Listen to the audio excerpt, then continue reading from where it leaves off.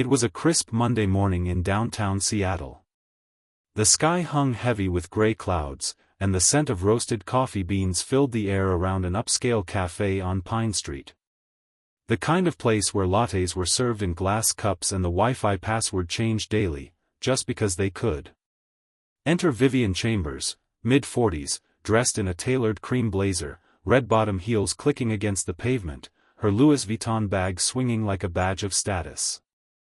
CEO of a fast-rising fashion tech startup, she was everything the business world admired: poised, ruthless, untouchable. She was also in a rush. A board meeting loomed, and her assistant had just cancelled her driver at the last minute. Vivian was already fuming.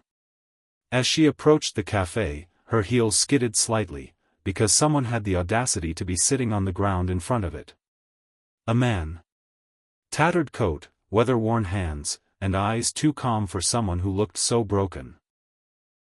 He wasn't begging, just sitting with a cardboard sign that read, "Not lost. Just waiting." Vivian didn't stop to read it. "Excuse me," she snapped, brushing past him. "You can't just sit in front of businesses like this. You're blocking the door." The man looked up, almost amused. "I wasn't asking for anything." "Well, you got it anyway," she said sharply, then disappeared into the café without another glance. Baristas glanced at her nervously, they knew her by now. Vivian never left without making someone feel beneath her. It was her way of reminding the world, she was on top. That evening, Vivian poured herself a glass of Pinot Noir and opened the Seattle Tribune. Her eyes scanned the business headlines, as they did every night. But what she saw in the center fold made her drop the wine. There he was. The beggar. Smiling. Cleaned up. In a crisp black suit. Front page feature: Tech genius reappears after 3 years off the grid. The article read like fiction. Elijah Cross, former MIT prodigy and co-founder of the AI giant Neurotech, disappeared from the tech world 3 years ago after a personal tragedy. Now he's back, and his new venture is already being called the next Apple. Vivian stared, stunned. She remembered that name. Elijah Cross. A legend at one point. She even had a meeting set with him years ago, but he'd vanished before it ever happened.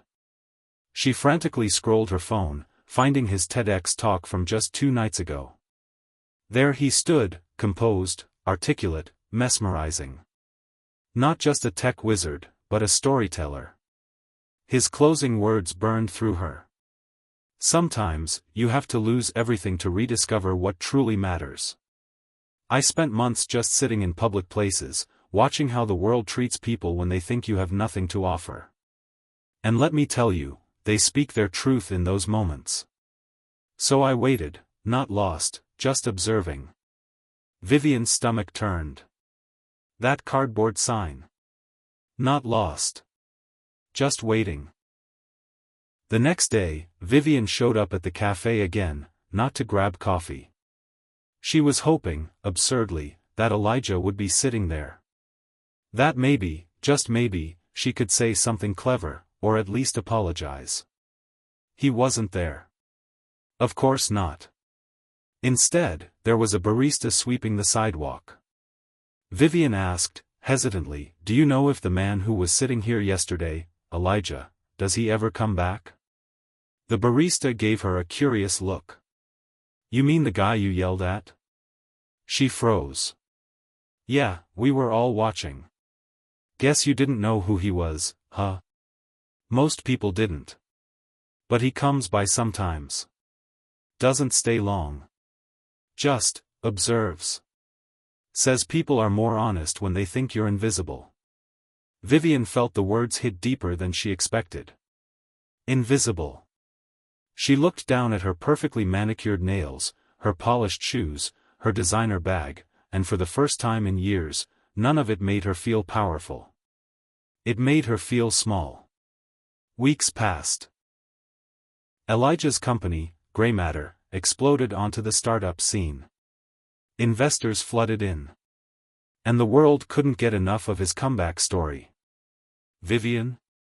She watched from afar, quieter than usual. She didn't reach out. What would she say? I'm sorry I judged you when you looked poor? It felt hollow. Then one morning, a letter arrived on her desk, handwritten, no return address. Vivian. You weren't the only one who made assumptions that day. You thought I was broken. I thought you were soulless. Maybe we were both wrong. Maybe that's the real story. Elijah. She stared at it for a long time. No blame. No bitterness. Just truth. And in that moment, Vivian didn't feel exposed or embarrassed. She felt something she hadn't felt in years. Awake. Like a mirror had been held up to her soul. Sometimes, all it takes is one encounter with someone you thought had nothing, to show you how much you were missing. Moral. Humility isn't weakness. It's awareness. And sometimes, the one you dismiss today, is the one the world listens to tomorrow.